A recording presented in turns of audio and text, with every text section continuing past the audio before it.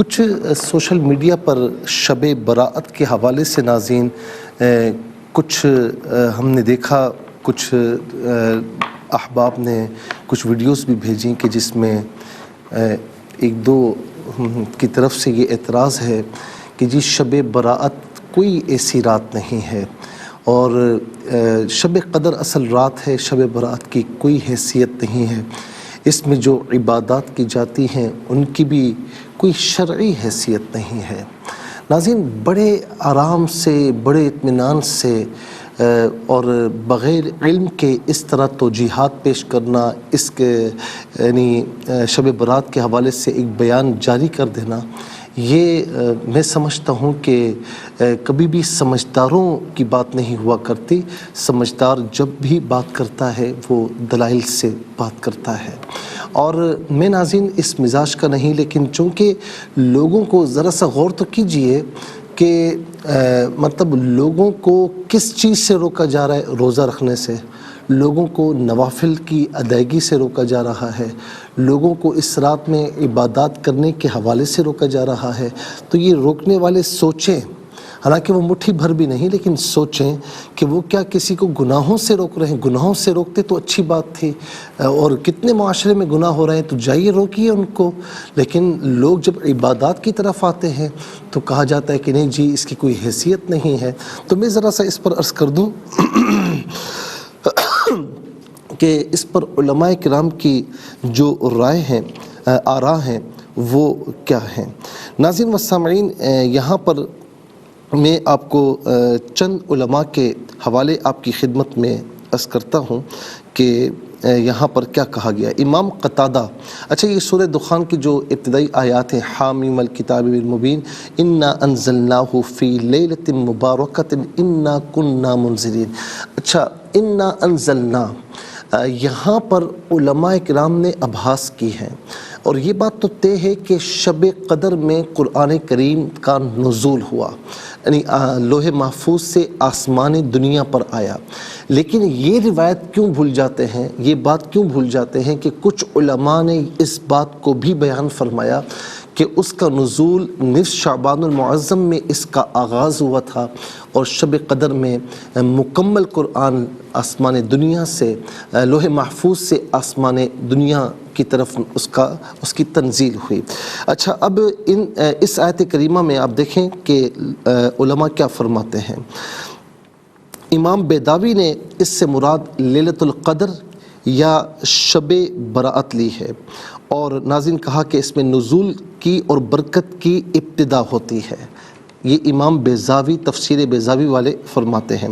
صاحب کشاف کہتے ہیں کہ نصف شعبان المعظم کی رات کے 4 نام ہیں: لیلۃ المبارکہ، لیلۃ البراءہ، لیلۃ الصق، لیلۃ الرحمہ، اور یہ بھی کہا گیا کہ یہ رات 5 خصوصیات کی حامل ہے کہ اس میں ہر کام کا فیصلہ ہوتا ہے، اس میں عبادت کرنے کی فضیلت ہے، اس میں رحمت کا نزول ہوتا ہے۔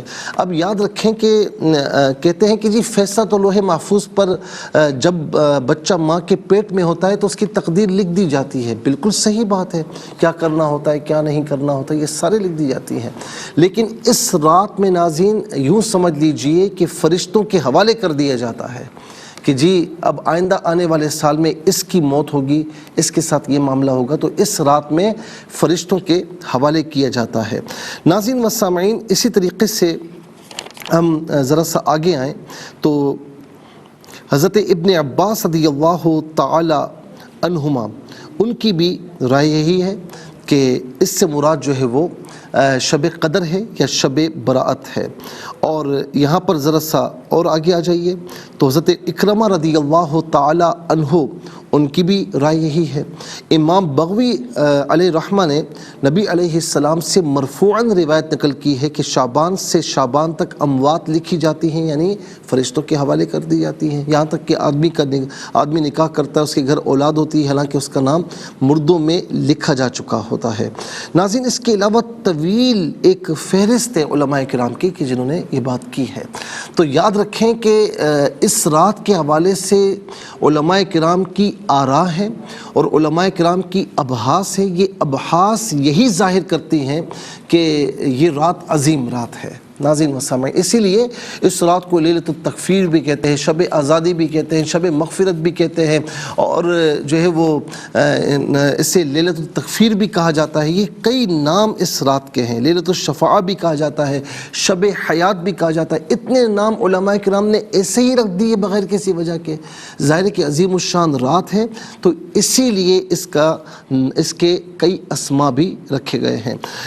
رہی یہ بات کہ یہ روزہ رکھنے کی جو بات ہے، حضور نبی کریم علیہ السلام کثرت سے روزے رکھتے شعبان کے مہینے میں، اور پوچھا گیا کہ یا رسول اللہ یہ کیوں رکھتے ہیں؟ تو فرمایا کہ اس رات میں اللہ تعالیٰ کے اس مہینے میں اللہ تعالیٰ کی بارگاہ میں، اور ایک روایت یہ کہ اس رات میں اللہ تعالیٰ کی بارگاہ میں اعمال بالراست پیش کی جاتے ہیں، تو میں یہ چاہتا ہوں کہ میرے اعمال جب پیش ہوں اللہ تعالیٰ کی بارگاہ میں تو میں حالت روزہ میں ہوں۔ اور مولا علی المرتضیٰ رضی اللہ تعالیٰ عنہ سے روایت ہے، وہ فرماتے ہیں کہ حضور نبی کریم علیہ السلام نے فرمایا کہ اس رات میں قیام کرو اور دن میں روزہ رکھو۔ تو اب اس سے آپ کچھ بھی کہیں، آپ ذوف میں ڈال دیں بقول آپ کے، تو کیا ضعیف حدیث فضائل میں معتبر نہیں ہوتی؟ اور اس میں کیا کہا جا رہا ہے؟ نفل پڑھنے کے لیے، عبادت کرنے کے لیے، روزہ رکھنے کے لیے۔ تو ناظرین و سامعین، ذرا سا ہمیں سوچنا ہوگا، اور اپنی سوچوں کا محور و مرکز جو ہے وہ ٹھیک کرنا ہوگا۔ ناظرین و سامعین، یہاں پر میں ایک بات اور بھی عرض کروں گا کہ قبیلہ بنو کلب کی بکریوں کے بالوں کے تعداد کے برابر اللہ تعالیٰ گناہ گاروں کی بخشش فرماتا ہے۔ تو یہ تمام چیزیں اس بات پر دلالت کرتی ہیں کہ اس رات میں عبادت کرنی چاہیے۔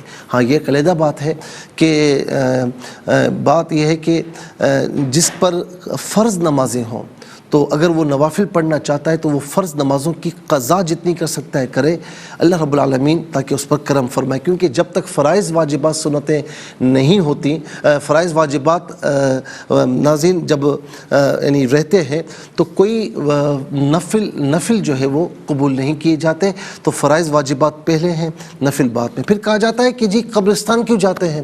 اچھا جی، قبرستان حضور نبی کریم صلی اللہ تعالیٰ علیہ وسلم تشریف لے گئے اس رات میں، آپ چلو کہہ دیجئے کہ زندگی میں ایک بار، تو کیا وہ سنت نہیں ہوئی؟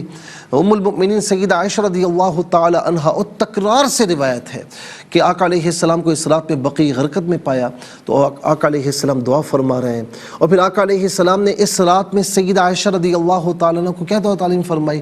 اللہم انی اعوذ بعفوک، اللہم انی اعوذ بعفوک من عقابک وبرضاک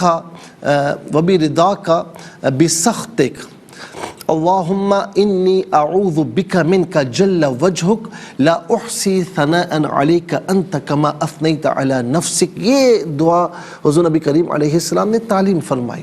اچھا، اب قبرستان جانا تو ثابت ہے بالکل، اور خود فرماتے ہیں کہ آقا علیہ السلام کی تمہیں موت کی یاد دلاتا ہے اور تمہیں آخرت کی یاد دلاتا ہے، تمہارے دلوں کو نرم کرتا ہے۔ یہ ایک علیحدہ بات ہے کہ اس رات میں اگر بہت زیادہ رش ہوتا ہے کہ آپ کی عبادات چلی جاتی ہیں تو آپ نہ جائیں، آپ گھر میں بیٹھے بیٹھے مسجد میں بیٹھے سال ثواب کر دیں، تاکہ وقت آپ کا بچ جائے اور آپ گھروں میں یا مسجدوں میں نوافل ادا کر سکیں۔ تو کہا جاتا ہے کہ جی نوافل جو ہے گھروں میں ادا کرنے چاہیے، میں نے یہ بھی سنا کرنے چاہیے بالکل، لیکن کیا فرض نماز جب آپ پڑھنے کے لیے آتے ہیں آپ کی مساجد میں، سب کی مساجد میں، تو کیا سنت نوافل مسجدوں میں نہیں پڑھے جاتے؟ اب جو بزنس کر کے آیا ہے اپنی شاپ سے، اپنے آفس سے، کہیں سے بھی آیا اپنے ادارے سے، تو کیا وہ جا کر وہاں نفل پڑھے گا؟ ظاہر ہے کہ آج کل کا عرف ہے، رواج ہے، تو وہ وہیں پر نوافل پڑھ لیتے ہیں، وہیں سنت مسجد میں پڑھ لیتے ہیں۔ اگر آپ یہ کہہ دیں کہ جی نفل گھر میں پڑھے تو پھر وہ اپنے دکان سے چھٹی لے اور گھر پر جائے پھر نفل پڑھ کر آئے تو آپ حرج میں مبتلا ہوتا ہے۔ تو مفتی اور عالم وہ ہوتا ہے کہ جو لوگوں کو حرج سے نکالے۔ اور آج کے دور میں ناظرین گھر میں بیٹھے بیٹھے آپ نیٹ پر لگے ہوئے ہیں، کبھی کس پر لگے ہوئے ہیں، گناہوں میں پڑنے کے زیادہ اندیشے رہتے ہیں۔ تو مسجد میں ایک ماحول ہوتا ہے، تو اس ماحول میں رہتے ہوئے ظاہر ہے کہ ماحول کا اثر ہوتا ہے نا۔ آپ سینما میں بیٹھ کر اللہ کا نام نہیں لیتے، آپ تھیٹرز میں بیٹھ کر اللہ کا نام نہیں لیتے، اور مسجد میں بیٹھ کر آپ فلموں کی باتیں نہیں کرتے۔ تو جیسا ماحول ہوتا ہے ویسی باتیں۔ تو اب جب مسجد میں ایک ماحول ملتا ہے، سب عبادات کر رہے ہوتے ہیں، تو بندے کا دل خود بخود چاہتا ہے کہ وہ بھی عبادات کی طرف آئے۔ تو لہٰذا کسی بات پر دھیان مت دیجیے، اس کان سے سنیں، اس کان سے نکالیں۔ ہمیں یہ ہے کہ عبادات کرنی ہے، اس رات کی، اس دن کی ہمیں تعظیم کرنی ہے۔ اللہ رب العالمین ہمیں علم غلم باتوں سے محفوظ و مامون فرمائے، یہ جو بے دلیل باتیں ہوتی ہیں اس سے محفوظ و مامون فرمائے، اور ہمیں اپنے پیارے محبوب علیہ السلام کی سنتوں پر عمل پیرا ہونے کی توفیق نصیب فرمائے۔